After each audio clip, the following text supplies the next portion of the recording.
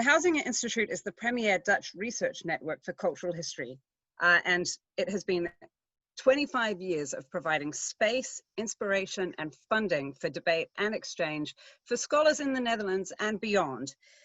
The Huizinga Institute provides invaluable service for the future of our field, offering cutting-edge courses and seminars for research master's students and PhD candidates in the field.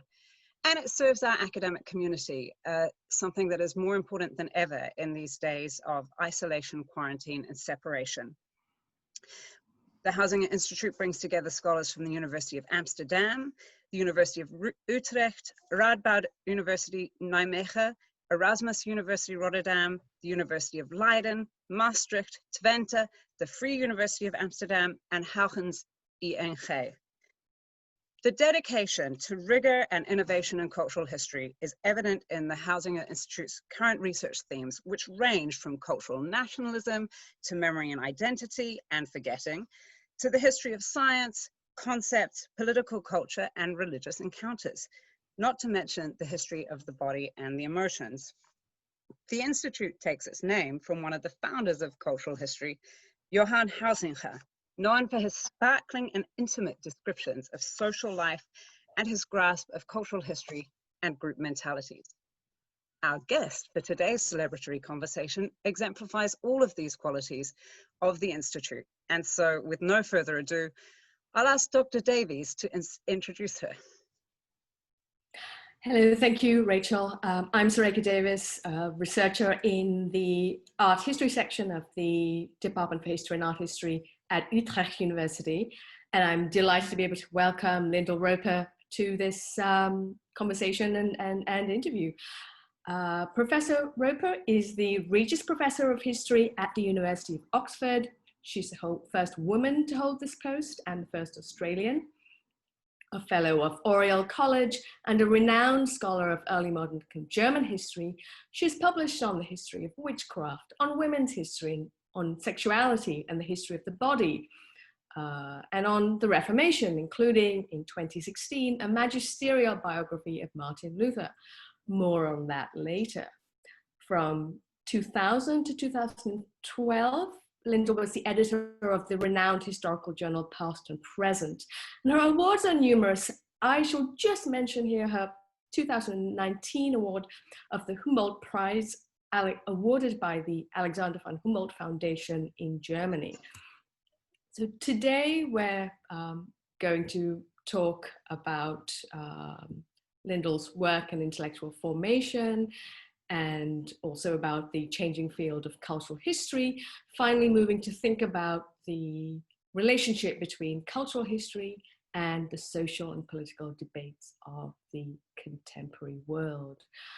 So I'd like to start our conversation about works, methods, and intellectual formation, Lyndal, by asking you to talk a bit about, your trajectory in the early years. You graduated from the University of Melbourne, you went off to Germany on a DAAD, or German Academic Exchange Service scholarship. Could you perhaps say a bit about how you settled on Germany, on the 16th century, and on the Reformation as the areas of your research? Well, if I look back and think, what was that person that got on the plane, age 21, and left Australia and never went back really to work? I think if I'd realized what I was doing, I would not have left. It was a leap in the dark. I think for me, I was just fascinated by German history, and that's in part to do with the fact that my father was in Germany at the end of the war and in the early years afterwards. And that was a huge impression, that left a huge impression on him. And so I think I was always fascinated with German culture.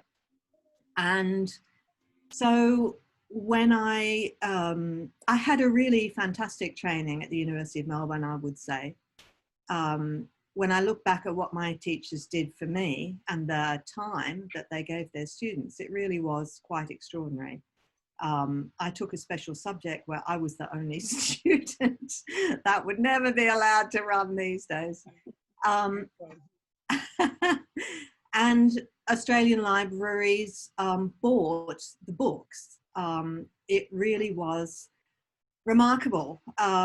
So when I went to Germany, I had never left Australia before. I could barely understand what people were saying to me. But it started an encounter with Germany that really has dominated my whole life. And also in imaginative ways, I often think about German landscapes. So I think that the first influences on me were Australian and were the experiences of being an outsider in a culture that I didn't understand, which I could see was an incredibly sophisticated culture. So then I went to London, and there one of the major influences on me wasn't a university, it was the London Feminist History Group. And that was a group of women scholars who met, well, they weren't women scholars. We were just interested in history. Many of us were doing doctorates, but I think there was only one of us who actually had an academic job. And if I look at the people involved in that group, many of them did later become professors in universities. And if I look at their careers, that generation of women all got their jobs considerably later in life. And then they just kind of took off. But that group was hugely important for me because it was an all-woman space, and it was, I think I felt really insecure by this point because they were all totally foreign intellectual contexts. I didn't know how to talk. I didn't know how to ask questions in a seminar. And I'd lost a lot of confidence. And being in an all-woman group where we all worked together collectively and where you could ask anything just was hugely important. I always had the sense that if I wanted to do European history or any sort of history with any credibility in the Antipodes, I had to go away and then come back. And so in my case, it was America, actually.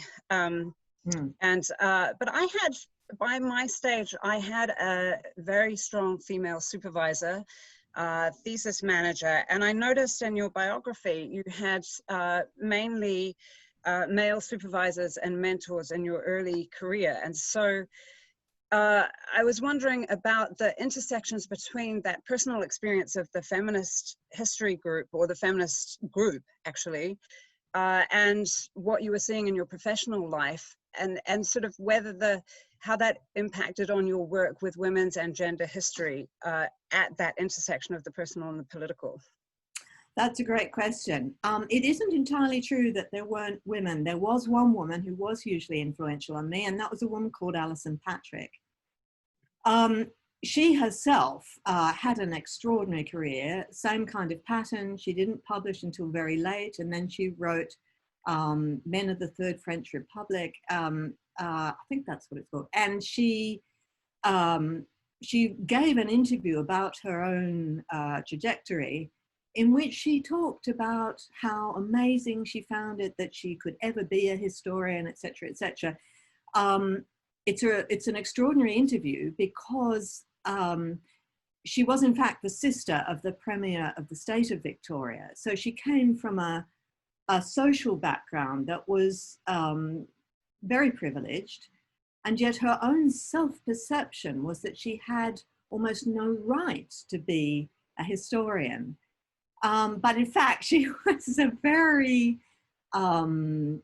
determined, dedicated, brilliant researcher, a very passionate woman, which she didn't appear to be, but when she lectured about the death of Robespierre, it did make you cry. And she made sure in my final year that I applied for a scholarship which would take me to another university after I had done the German, the year and a half in Germany. And as you ask me now, I realize that was quite fateful, because if she had not done that, I think I would have gone back, and I think that would have been the end. So in fact, I owe her a huge amount. But I also owe many men a great deal, although it was my supervisor, Bob Scribner in London, who was another Australian and who I first met when he was driving his camper van around the archives in Germany. He used to park near the archive and then work in the archives. And he said, you must go to the London Feminist History Group. And he was right. There were not all that many women in the history department at Melbourne, but boy, there were a lot compared with philosophy, let me tell you, which was the other subject I did. And which I deliberately did because it was a male subject. And which I couldn't do, it was too hard. So in Germany, what I encountered at that time, and when I was first living in Germany for the first 2 years, it was a fabulous experience, totally disorienting. But I had, and I knew people at the University of Augsburg. I was at the University of Tübingen. I had a German supervisor. And I remember when I got engaged, he said, oh, that's wonderful news. Now you can be an independent scholar, which was code for, I will not now write you a reference.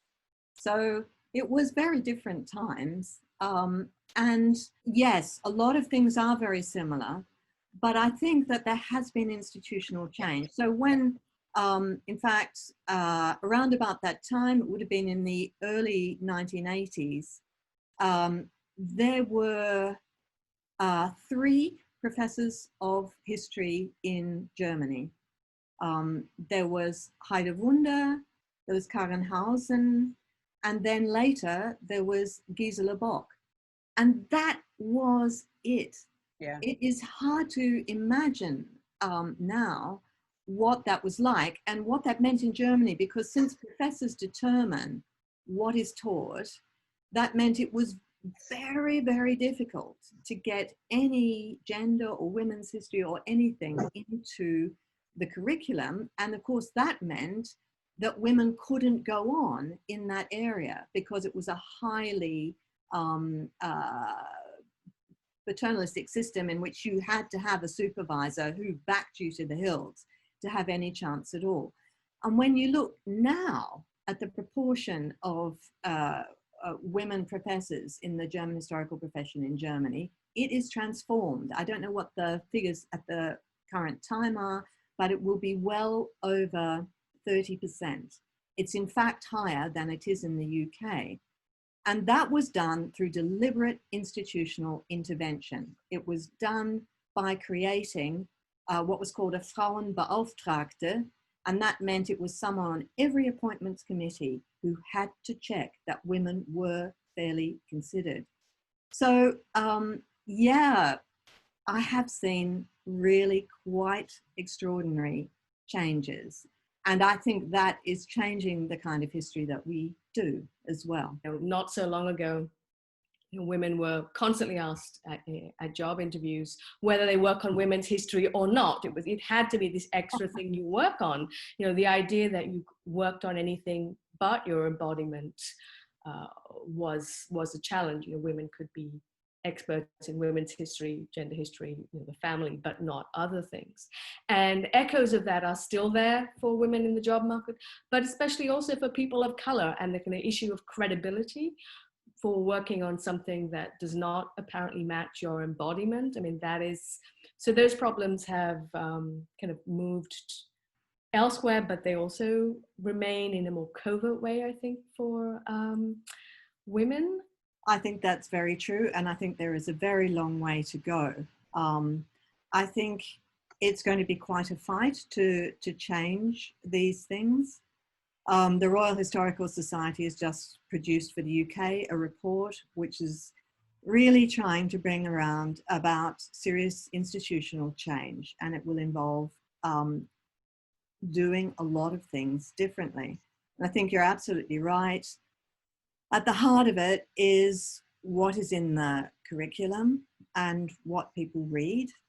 Yes. And that as we try and change that in individual universities, that takes a lot of doing.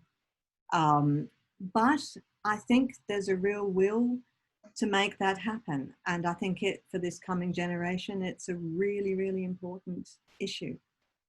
It's really interesting looking back now, because I can see the cycles that women's history has gone through over my life. So I would say that there have been times when I stopped saying that I was a feminist historian.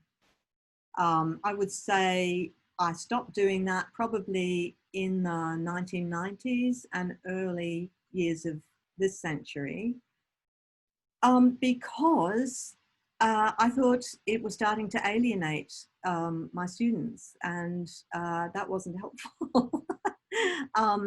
So to see it come back in the way that it has in the last 5 or so years, that's very unexpected. And it's come back in a different way. It's not about discourse, I think, now. It's about inequality. And I think inequality is the thing that this generation is interested in, and it's inequality of all kinds. So I'm very optimistic at the moment, because I think there is a possibility of opening out the kinds of history that we do in all sorts of ways. But I also think that it can be really important to change particular structures when you have when it's possible to do so. I think it's very important to do that. So I was wondering whether, looking back on it, you sort of can talk us through some of the obstacles and challenges that you encountered in setting that up, and yeah, what you learned from it, but founding that Masters in Women's and Gender History with your colleague. Yeah, I did that with Amanda Vickery. It was strange. I mean, at the time, there was no direct opposition at all. And it went through all the committees. And then afterwards, I heard from someone on one of those committees that the head of the committee had said afterwards, there'll be a master's degree in Black women footballers next. And that was the only negative kind of comment that we had. It was an extraordinary time, and neither Amanda nor I had children at that point. The people who came and did the masters, many of them did. Goodness knows what they made of us. We didn't know anything. They tried to educate us and explain that we couldn't go on as we were, and that we had to take into account that women's lives were complicated and they had children and childcare issues, and what were we thinking? And they're an extraordinary group of people. After about 10 years, we had, this was in London, where there was very little women's history in the formal institutions, but where the London Feminist History Group and the Lesbian History Group had been hugely creative. And then suddenly there were 100 people with a master's degree in women's history, and they all went on and did doctorates, and the energy and the things that they did were amazing. So that was immense fun.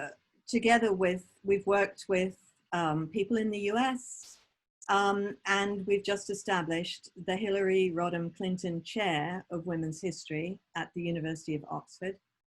That's the first women's history chair, we think, that's advertised for all periods and places in the English-speaking world.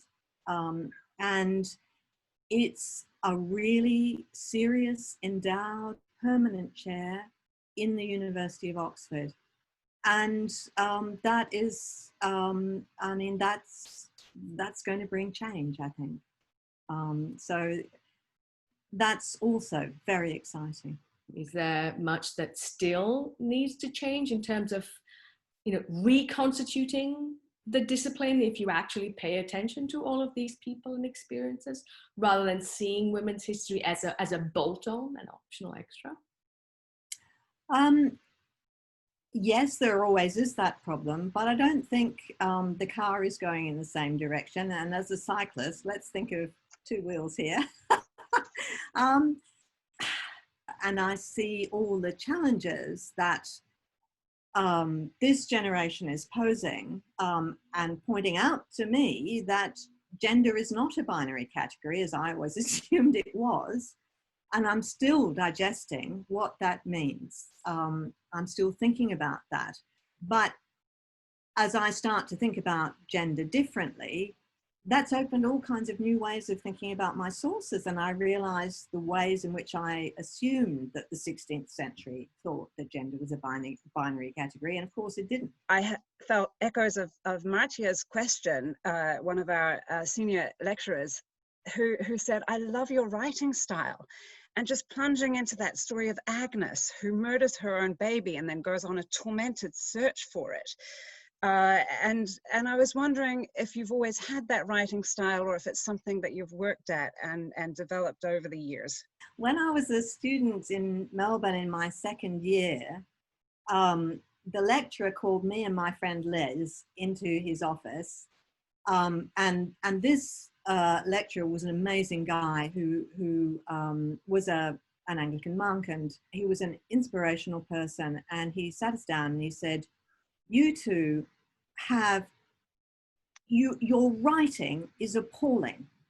You write these short sentences, you write without any pleasure. Reading your work is just dreadful. You must go away and read George Orwell on the English language and on style. And at the end of this, we just both felt completely dreadful. It was one of the most searing discussions I ever had with anyone. And looking back, I'm hugely grateful to him, because he took the risk of confronting us with the fact that we weren't writing well, that we weren't writing with pleasure, that we weren't thinking about how we wrote. And I found writing very difficult. I went through a period where I had a writing block, and that was my very first publication, and I just couldn't publish it. I just had a complete wall. I couldn't do it. And it's been my friends who've helped me write. One friend, Barbara Taylor, went through Oedipus and the Devil with me and showed me how to write. And I don't write anything without showing it to my best friend, Ruth Harris. I read everything she writes. She reads everything I write. Her husband is a novelist. He read through the Luther book and helped me hugely. He believes in slashing, and he slashed a lot of my stuff, and it was really helpful. So I think it's really important that we work with each other in writing. And I certainly, so we, you know, I think groups where people share what they write, and friends who you can turn to read what you write, I think is immensely important. And I think I'm still not happy with the way I write, and I spend a lot of time working on it. The people in the past, unless you can recreate their lives and their dilemmas in a way that the reader can engage with, and that's what I spend a lot of time doing, imagining what their lives were like, or what it would have been like to be that person and how they saw the world. If you can't, that's why I often feel I'm not really a historian, because that's what I love about history, doing that. This is the question sent in by Jessica den Oudsten, who is a research master's student at Leiden University.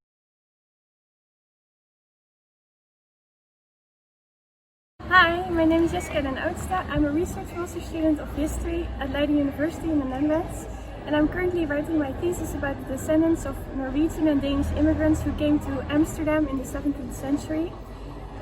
The Lutheran Church was very important to them. They were all baptized in the Lutheran Church for several generations. And your expertise is, of course, Luther. And I was wondering if the work you have written about him, for example, the biography, has an impact on the Lutheran faith or Lutheran churches nowadays.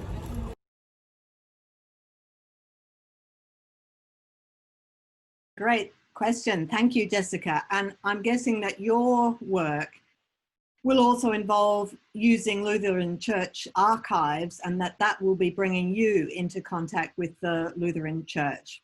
Finding out so much more about the Lutheran Church was one of the extraordinary things about writing the biography. I should explain that I never meant to write a biography for the 500-year anniversary of the posting of the 95 Theses. I was just really late. I was 8 months late delivering the manuscript. And I don't know whether you have a similar experience, but I knew that if I went to all the conferences and events that were being done in the run-up, I would lose my own voice completely. So I actually kept away from a lot of them. And that meant that when the book was published, nobody knew that I was working on this. So I didn't realize what was going to happen. My life got turned upside down.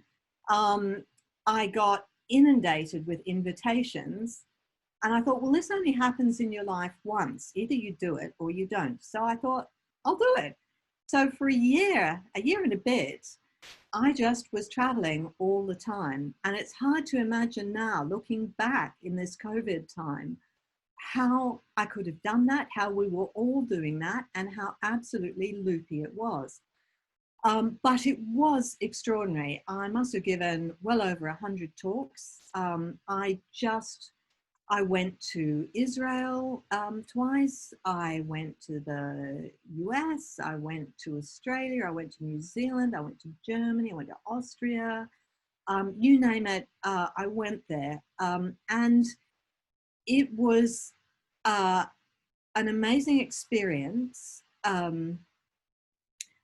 met a lot of Lutheran pastors, and I met a lot of Church of England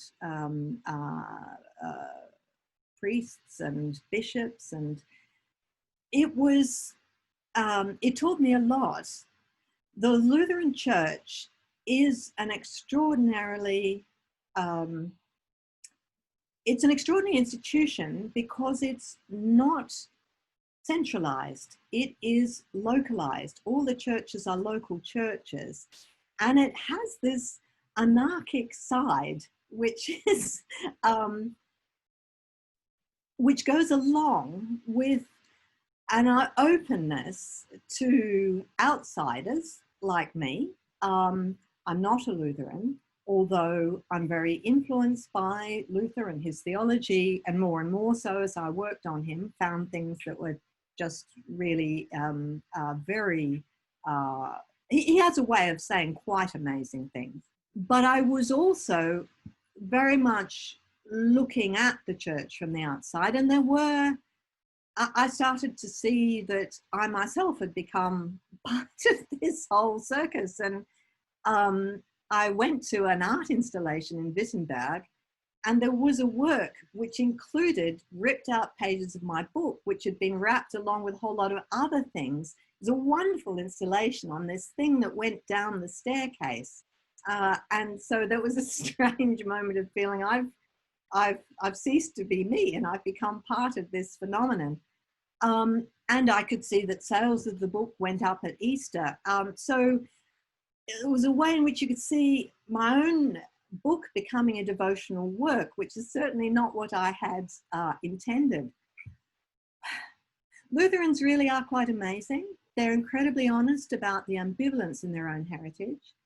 They faced up to their anti-Semitism, and that was the most amazing thing to me about the Luther year, the willingness to talk about that. There was nowhere I went in Germany where I wasn't asked about Luther's anti-Semitism. And the whole experience, also, I got to speak in Luther's church from, metaphorically, his pulpit. And that, I knew it would be a big emotional experience, but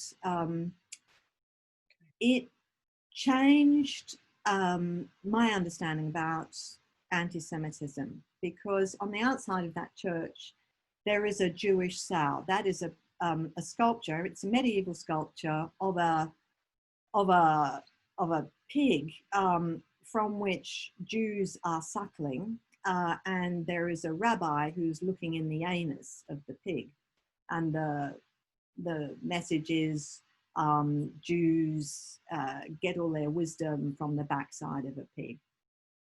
It could not be more offensive, and yet it's still on the outside of that church. And it's one of these monuments that people are now saying should come down.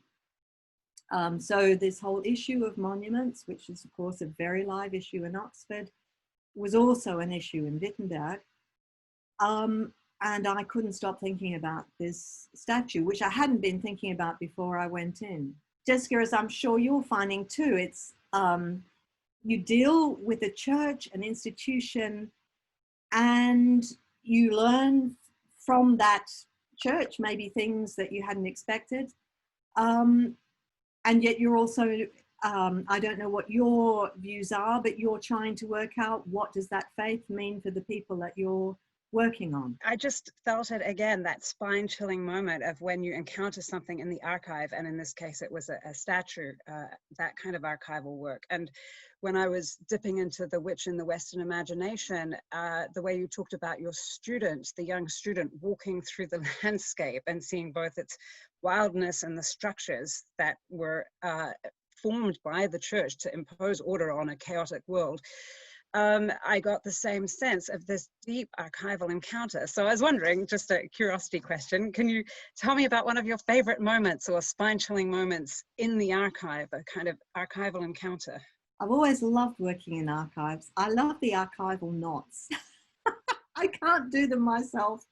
I was very lucky because, well, I had terrible trouble finding an archive that could answer the questions I wanted to ask when I was a graduate student. And because I didn't have any training and no one told me how to use an archive, I really made a lot of mistakes. And I did a lot of archival work in towns that I never ever used. When I came to Augsburg, that was like falling in love. It was the most amazing archive. It is an astonishing thing. And after I'd worked there for a year, they let me walk around the stacks. And since there was no complete index of what they had, you had to guess what might be a word that would give a set of sources. But when I actually got to walk around it, it was remarkable. And the materiality that made the most impression on me were these criminal records. And the first time I looked at them, I put them back because I thought, well, these are all criminals. What are they going to tell me? And then I realized these are the voices of people. And up to that point, I had no voices. All I had were council minutes and regulations. And to get those voices, that was for me just amazing. But I love the sand that comes off the ink when you're the first to read something. I even spent time going around to libraries and archives looking for original letters of Luther's because I wanted to see. And then I mean, you know, things that you should have known, but I didn't realize that, because Luther does these forms of address to people, and they're always slightly different. So to his friend Spalatin, he's always using different forms of address. Sometimes he calls him the librarian, sometimes he calls him servant of the elector. You know, there'll be a whole host of courtesy titles, including my dear friend. So what I hadn't twigged was, of course, that's the outside of the letter. It was only when I saw the material object that I realized that's the public thing. And since you know the person who's taking the letter nearly always, because there isn't a formal postal system that these guys are using for most of the time, you're saying something about your relationship to the person to whom the letter is being taken. So yeah, I mean, there's just so many. I just think the materiality of the archives is immensely important. And if I can talk about something a bit different and something I'm starting to do now, and something I think I haven't really thought about enough, and that's landscape, because I'm now working on the German Peasants War. And to understand that, I mean, how people come together, it raises a whole set of new questions which I have not thought about and which I'm very poorly equipped to deal with, which are to do with collective emotions, groups of people, and how you deal with stuff where there are no sources, but there are only indirect sources. So to understand it, I started to realize I really have to know what the landscape is like. So I thought, well, what is the closest I can get to this? So I've been cycling a lot of the areas that I'm working on. And for me, cycling the area is really helpful because it makes you think, well, what would people have seen? Why would they have gone this way and not that way? Why would they have joined with these people and not with those? And you just, I think it's important to be able to slow down sometimes. And actually, I have a response to that in some ways, because I work a lot with music and with sound. I'm a historian of popular culture. Yes. And maybe the way in which you're beginning to think about space and the landscape as creating a shared collective experience that helps form us both as individuals and in our collective identities, all of them. What is our soundscape? But also the moment of being together in song or in music making, and that kind of collective will to engage, which can have both difficult aspects in terms of anthems that can sometimes lead in very challenging directions, but sometimes also in very ennobling and wonderful directions. Think of civil rights anthems or the Marseillaise, or you can think of other, more problematic ones. But so I find, for me, thinking of the landscape in that way as shaping our collective experiences is a new thing. So thank you for that. I wanted to ask you something, because I was really struck by that wonderful thing where you talk about singing about slavery, and yet knowing that Napoleon has brought slavery back in. Oh, you read that? Yeah, and it made me wonder, because you're not the only person who is a historian and a singer. Something that struck me with your biography was the sense of moving through many places and being an outsider. And for me, singing, and I sing in choirs, I sing in church choirs. Actually, I study jazz, but I sing in church choirs. So, has always given me an entree into the community and a set of people to talk to. And I do think that's really helpful when you're studying a region and an area. And so when I was preparing for my dissertation, I sang in a choir in Paris, and people would tell me, oh, you've got that wrong, but having that sense of community, especially also in a very lonely graduate life, which, let's face it, it can be. So for personal reasons, that's helped. And then for professional reasons, I can read music. It is a language. It gives me a tool as a historian that not all historians have. Then as a singer, and I talk about this in the AHR essay, you do inhabit, you have to actually commit. And so I think that gives me a sense of how people feel, not just when they're in a choir or in a church setting. Actually, this is a huge religious encounter, but also in a community which sings together. And I work on the French Caribbean, and collective sung music is very important in those communities. And I do think it gives me some apprehension, even as an outsider in those communities, of what it feels like to be connected, actually in a very physical sense. You are literally breathing the same air at the same time, saying the same words. I think that is one of the interesting changes with COVID, how collective singing changes and how grief changes, because actually people sing together at funerals. So this brings me to new questions too. I'm looking at Thomas Münzer, who is a German leader of the peasants, and who is also, what he's really committed to is liturgy. And the first thing that he does is establish a sung German liturgy. And he puts most of his resources into doing that when he first arrives in the first town where he creates a lot of support. And what is absolutely fascinating, and what you say really helps me understand that, is all those people in Allstedt, in this little town, where they've been singing that liturgy, they, as a pretty much closed group, come to Frankenhausen and participate in the final battle of the peasants. And that's quite a distance for them to go. And the loyalty that they show to Münzer, but as you're reminding me, to each other, maybe that has also been fostered by this experience of collective singing, because it is quite striking the way in which they go as a whole group. The local official says, there's only about 5 or 6 men left here. Digitization privileges certain voices, actually. On the other hand, so does the archives. And this folded into my mind in terms of the perils and the promises of digitization. And I think it links with a question from one of our students, actually, about digital automatic technical handwriting recognition software.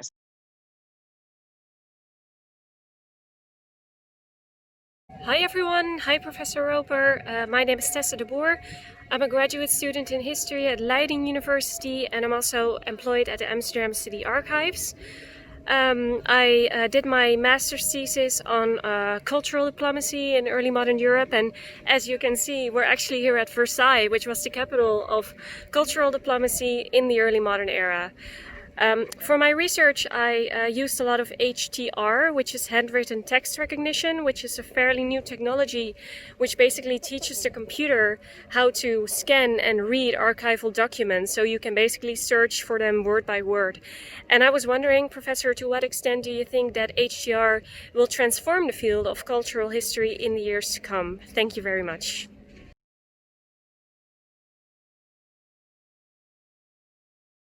It's great that you are also working in the archives in Amsterdam, and that you're part of this whole transformation that's happening.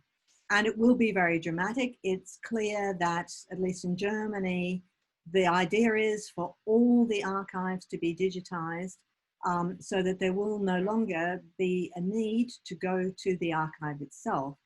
And of course, that's great for record conservation. And it does open up a whole lot of approaches of cultural history. There's a wonderful book by Benjamin Heidenreich that's just appeared that's analyzing the language of the German Peasants' War. And there are search techniques with language just are hugely fruitful. I certainly use them all the time. I don't quantify them, but I use them as tools to help me see which words seem to be important and why, and how different people use them. It is great. Part of me is reminded of a conversation I had with the archivist in Mulhausen. She has quite a lot of ambivalent feelings about it. She says, well, when everything's online, how are we going to know what scholars are doing? Because they won't come to us, and we're going to be cut off from this whole world of scholarship. Because at the moment, they know all the scholars who are working on the records, they know exactly what they've ordered, they know they've worked with them, and they're seeing with them how the documents are used, and that's enriching their own scholarship. And that will go, and I do worry about what will happen to archivists and how the worth of their skills will continue to be recognized, and what they have to feed, to contribute will still be possible. So it isn't all good news. And I have to say that one of the wonderful experiences about being a graduate student was that I got to know everyone else who worked in the archive, because I'm just such a hopeless Australian that I always go up to them and say, oh, hi, who are you? What are you doing? And then I'm still friends with the people that I met in that way. In Augsburg, we used to go on trips together. We all went to Vienna and just had a weekend together. So that kind of enforced, well, no one does that now. I mean, I must have I don't know how many months I spent sitting in the archives in Augsburg, but it must have been at least a year, probably longer. And no one would do that now because you can just photograph it all. And thank goodness, because the records simply cannot take the damage that's being done to them. One of the effects of the explosion of the field of cultural history has been huge pressure on the paper. So it's good that they are being digitized. And yes, it does open new possibilities. But I'm hoping that we can find some other way of keeping that connection with the material documents. When I was working in Mulhausen, I was only given the digitized versions of the sources to use. And sometimes I had to ask for the paper because I knew that the paper would tell me things that I couldn't otherwise know. So there was one piece of paper where a woman made a sexual allegation against someone who was very senior in the civic administration in Mulhausen. And then the next page wasn't there. So I had to see what had happened, and it is just missing. It was a wonderful mystery. And guess who was in charge of curating the archive in the 16th century and was there before the Peasants War, during the Peasants War, and after the Peasants War? This guy. Yeah. Me too is not just today's issue. Yeah. One of our students actually works on giving students good advice, and she has a question about that. And I know you do a lot of mentoring, so I thought it was actually a particularly lovely question. Anna Poor, who is a PhD student from Leiden University.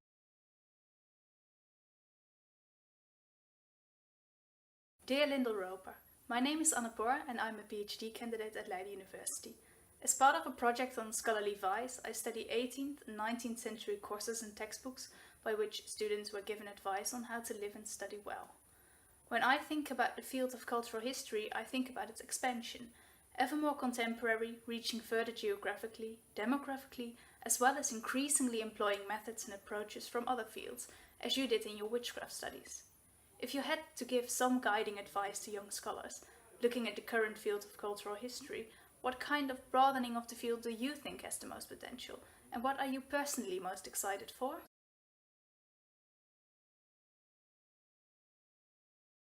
Well, I think, yes, the field of cultural history is being hugely broadened, and part of that is geographical. And I would advise anyone starting out now to cast their nets widely and to think about learning languages. And I think learning languages is really important. The centrality of global history is hugely freeing, but it can also have some dangers, and we're all aware of them. You can do global history by working on the accounts of missionaries or Westerners, or and if you do that, it's very hard not to adopt their point of view. And I think we need to do global history in a way that is also very much located in the culture that you're writing about, and where you can write about that with real credibility, knowing about the place, understanding the culture, and making the best effort that you possibly can to understand the people in real detail, because that's what we need to do as part of having respect for them. And I think I would advise people to work on what they care about in their guts. I don't think there's any point, especially at the moment, in doing history that you don't really care about.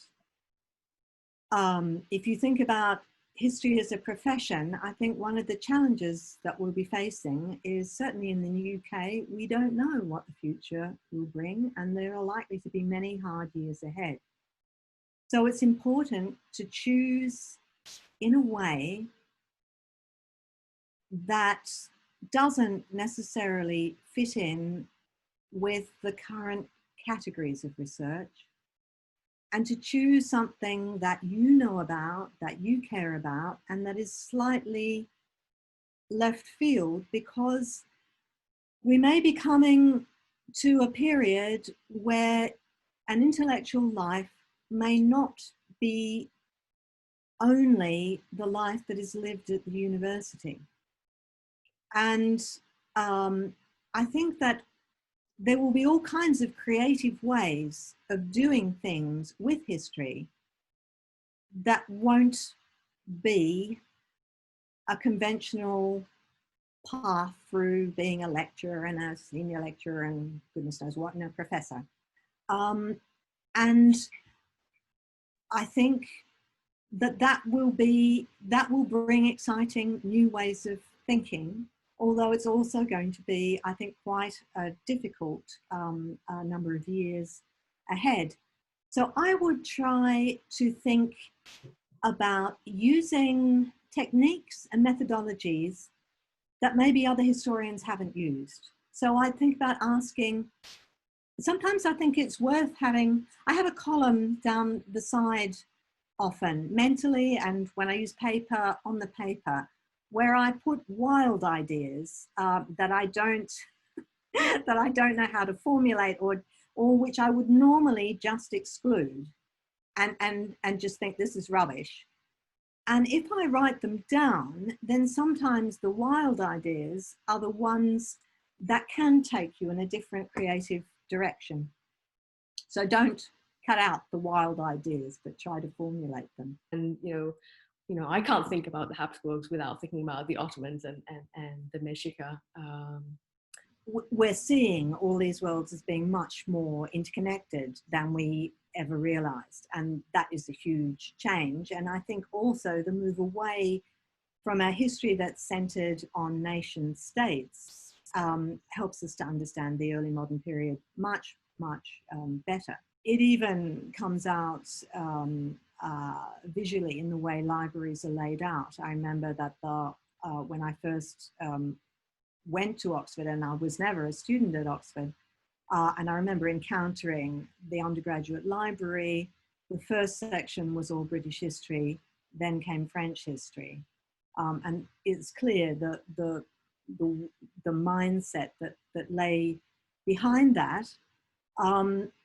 And it is going to take a lot of change, but being able to get away from a perspective of nation states, I think will be very, very, certainly it helps you think about the early modern period in much more productive ways. But I think that it's got to be more than thinking about just links and just networks. I think that what is needed is also taking the perspective of other places seriously. And I think that is going to be the real challenge that the coming generation has. And that's why learning the languages is going to be so important. If I think about what was the predominant kind of model really up until now, I would say that for most historians, it's been about institutions, the nature of the state, continuity, how these structures are set up, how they're enduring. Whereas when I was a student, that was not the dominant model at all. The dominant model was one of revolution. It was revolutions that people were interested in. Actually, that's what I want to go back to. I think that's what we need to understand now. So that's why I'm working on the Peasants War, because that is the moment of the biggest uprising in Western Europe before the French Revolution. And yet it has slipped out of the historiography completely. There's not really a modern narrative history of it that's been written in the last generation. People have focused on the Reformation and all of that, and so have I. But if I look at the kind of sources that are generated, and again, this is the kind of thing you shouldn't say, but my feeling about this is that there's more written in response to the Peasants' War, that everyone is trying to get their account about it, and they're determined to do that in a way that they're not about the Reformation, because partly because that's a slower process that takes longer, but also it's just not traumatic in the way that, in the immediate way that this is, where thousands of people are being slain, and in the way in which they're slain. People describe rivers of blood running off the battlefield. And okay, that's a topos, that's the kind of thing people say, but that place is still there on the battlefield, and it's known as the Blutrinne, where the blood all ran down. And going back to an event of revolution like that has made me think, well, what brings people to the point that they are willing to run risks? What brings people to the point that they feel part of a collectivity, no matter how different many of their interests actually are in reality? What can make people act as a combined group?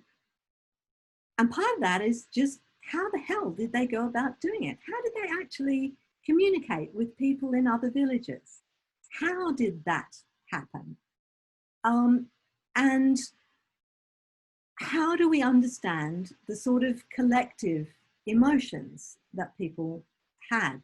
And I've always worked on individuals and individual emotions, and psychoanalysis is very well suited to that, but it's pretty rubbish when it comes to thinking about collective emotions, or it's much more problematic. And I need to think much more about that, and maybe psychoanalysis is not the way to understand collective emotions.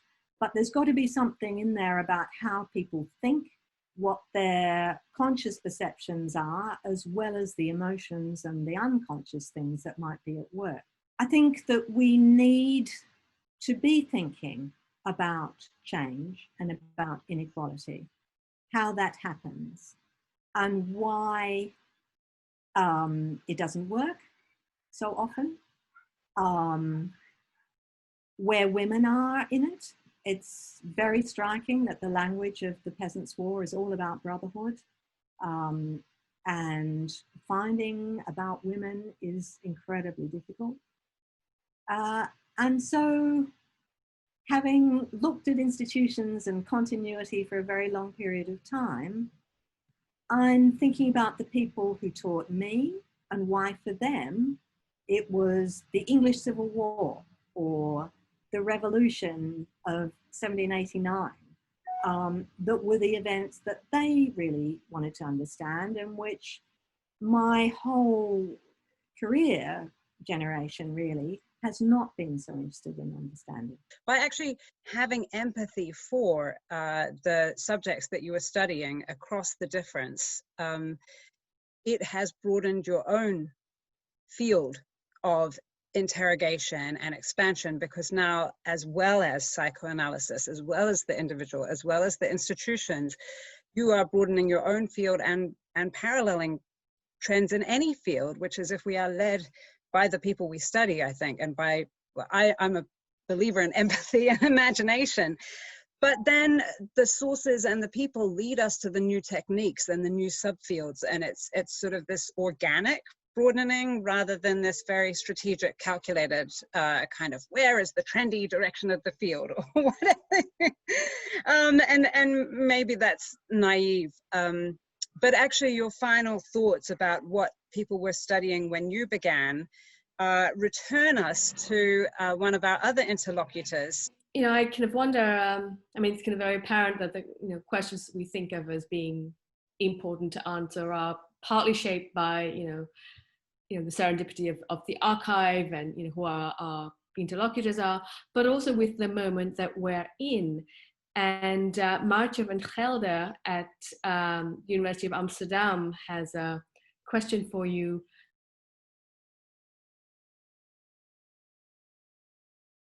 She says, if you were to start out on a PhD now, would you again opt for Counter-Reformation Germany, or for something completely different, perhaps focused more on a cultural historical topic in early modern Australasia, and she has quote marks around early modern. Would your choice be influenced by the impact and development of global and cultural history in the last decades? Would global developments, the current pandemic, and more general, the environmental crisis, draw you to new questions and perhaps new methodologies? Or would you bring the methods and questions you have applied to early modern Europe into conversation with these global and contemporary issues?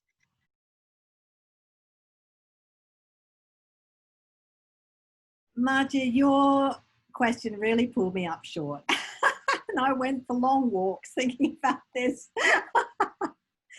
I would love to be able to say, no, I wouldn't work on German history. I would have done the kind of thing that Zurika has done. I might have done something different altogether. I might have gone to India. I would love to have been a historian working on Indian material. And yet I can't undo myself from the time in which I was born. So, and from my own personal background. And so I think I would have worked on Germany. The ways in which I do are, of course, changed by the kinds of experiences that we've all gone through. I think I don't think about religion in the way that I once did, partly because there are many members of my own family who have different kinds of religion, and I've had to think about Hinduism much more, and about Catholicism. I had no idea how much anti-Catholic prejudice had rooted itself in me. And all that has changed how I see Germany and how I do, I suppose, the religious history of Germany. But for me, yes, it would be still Germany, which all my life I've just been fascinated by, and which is a culture which has been incredibly opening to me, warm and open to me, in a way that I don't think is true the other way around. People in Germany have just been immensely hospitable from the moment I arrived, and I used to get, as a hitchhiker, I got lifts with people who would take me to their house. And who were, of course, very engaged by the issue of how German history was seen by people outside Germany. For them, it was a real issue of identity because they wanted that to change. Whenever I'd been born or whoever I was, I would still be interested in questions of gender and sexual identity, of what it means to be a woman in my case, what the very word might mean, what kind of a category gender is. And I'm sure that will always be part of whatever history I do. We all need to think much more about the environment and about climate, about collective emotions. And I think that we also need to ask about the kinds of categories that we use, like religion. Is that really the most encompassing category to use? The reverse side of this is that when Rachel and I started out in New Zealand and Australia, everything was, if you wanted to write the history that was not the history of the area where you were living, that was a very big deal, and it meant leaving home, literally. And that is one thing that I think really has changed, because the kinds of things that Tessa is doing will mean that people in Australia, New Zealand, wherever you are going to be able to engage with that history in just the same way. I remember my friend Patricia Crawford, who was a huge inspiration for me, an Australian historian who worked on 17th century England and a dedicated feminist. She said, because I work in Australia, I don't know the archives and all the printed materials, because then there was no EBO, in the way that people in Britain do, but I know the secondary literature inside out. So the kinds of different strategies that people had to develop, they won't be required by distance in the way that they once were. And I hope that this will democratize writing history in many ways. But I still think we need to have a sense of the local, and whatever you write on, I think it is just really important to go there and be there, and to have the disorienting, unsettling experience of having to find your roots and make your way in a culture that is not your own. Yeah, and I mean, I just want to pick up on that again, because actually, one of the things I learned to do as an outsider, and I'm an outsider also in my field of study, I study Black music, and I patently, obviously, am white and from New Zealand, not America and not Africa and not any of the places that a lot of that very rich set of musicals traditions came from. And I was also thinking about this with Sureka's question about how do we decolonize the curriculum, and thinking about different ways a university looks. And I think there's a great humility that comes with the readiness to decolonize the curriculum, like a recognition that the ways that we have been doing it might not be the ways that work for everybody. And so sometimes I see a great deal of elitism around the proper way to publish, or, you know, other aspects. And I was reminded of Kendi Andrews from Britain, his statement that actually Black people have always been learning outside the academy. The most educated, intellectual, activist bringers forward of the scholarly tradition have not always been in the academy. And that is also true of women's and gender history. And I think some of the things that you were making me, or that I was hearing about, being an outsider and realizing some of the structures of the academy, while simultaneously being an insider. Let me say, both of my parents are academics. You do see both the institutions, and then you have to listen to the things you don't know and democratize through listening and through opening space for others. And I think that's one of the things that's been powerfully on my mind, whether that's in a syllabus where you open space for readings by people who don't look like you, for scholars of color, for other scholars. And I think that also might change the field and bring us in new and exciting directions.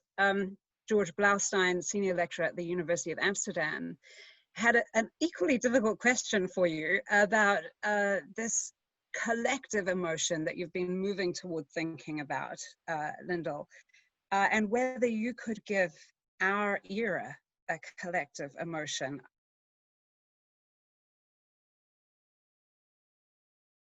Your chapter on envy in The Witch in the Western Imagination deploys the tools of a well-historicized psychoanalysis, as psychoanalyst Melanie Klein in particular, to reflect on emotion and historical causation.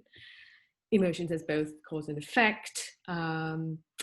And, you know, there's a twist, you know, witches seem to embody bitter envy for young women and for fertility itself. But the reason there are witch hunts is there was a kind of projected or disowned envy, or as Klein puts it, the explanation for the witch hunt would lie not in the envy the witch felt, but in the disowned envy of her own accusers. And so the question he raises is, you know, for a cultural historian looking back on our present, what emotions might be decisive or prevalent today? And, you know, what might the historical twists be?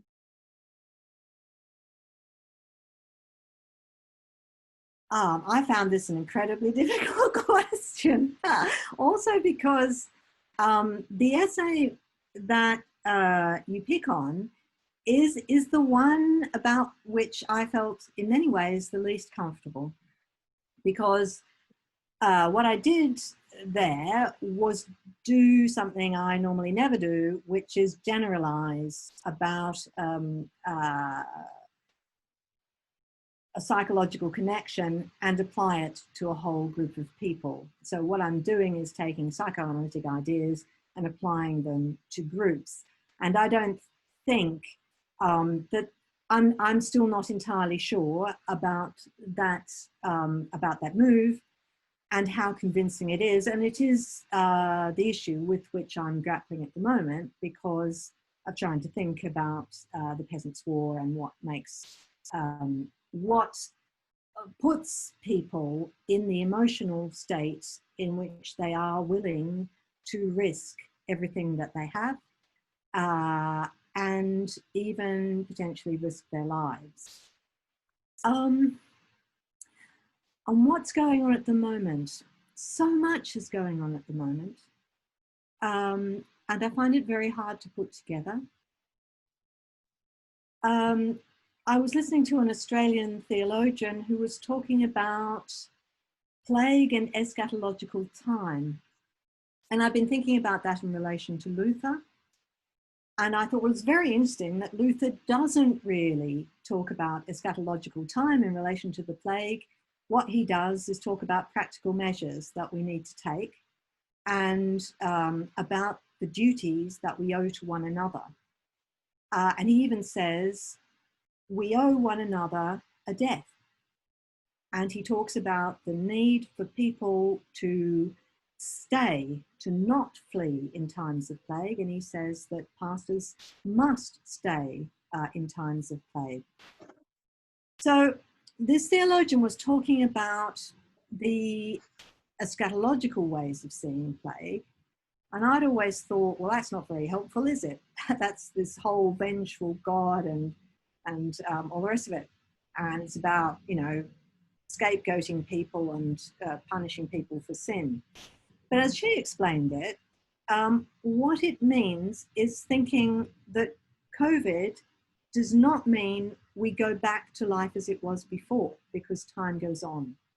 So what we need to do is think about COVID as allowing new ways forward that will involve us thinking about the planet, that will involve us making real change, and that the idea is not to get back to all the flying around in planes and so forth that we were doing before, but to think about what global connections might mean in an age where we can't travel, what we're going to do about the fact that many of the reactions to COVID are very nationalistic, are very competitive, and are about excluding other people, and are going to undermine a lot of the collective global structures that have been set up.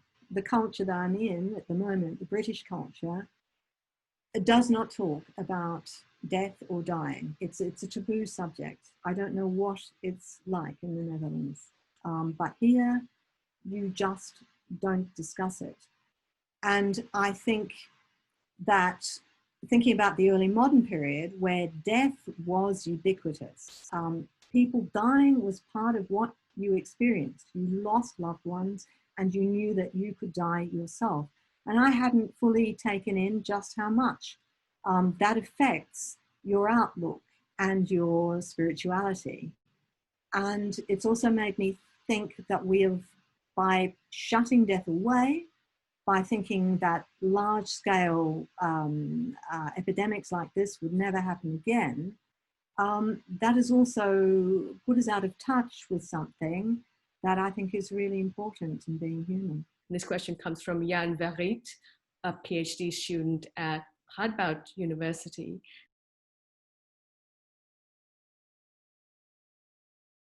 Hello, Professor Roper. My name is Jan Verriet. I'm a PhD candidate at Radboud University, studying the history of popular ideas about health. And I have a two-pronged question about the relationship between our discipline and the societies that we come from.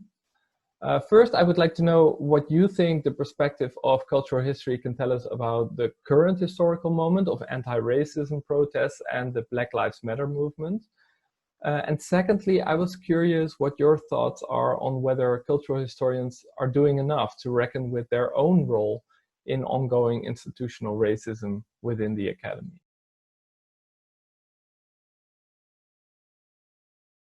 They're great questions. To take the second one first, no, we're not doing enough.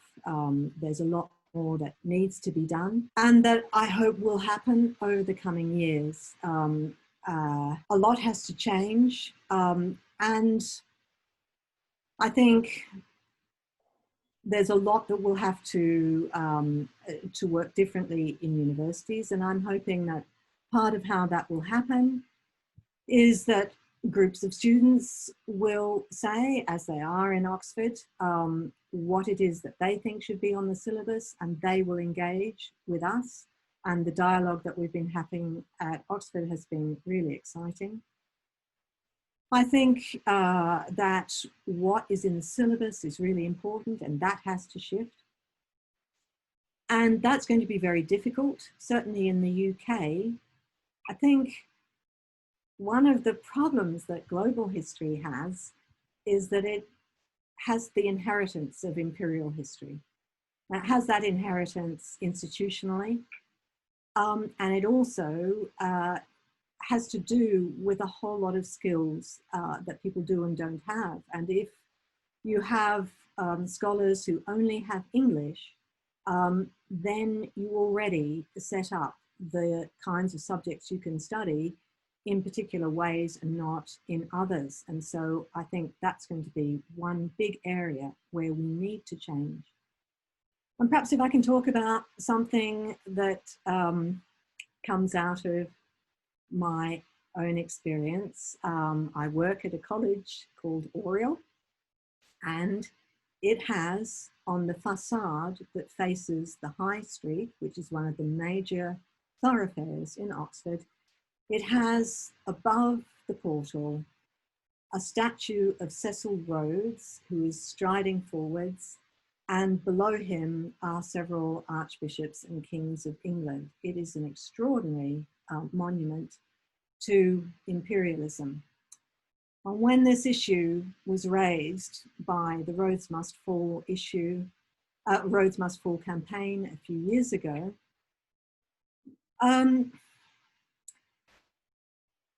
I learned a lot. And I think the college learned a lot too, about ways of thinking that we've taken for granted. But it can be very difficult to bring about change.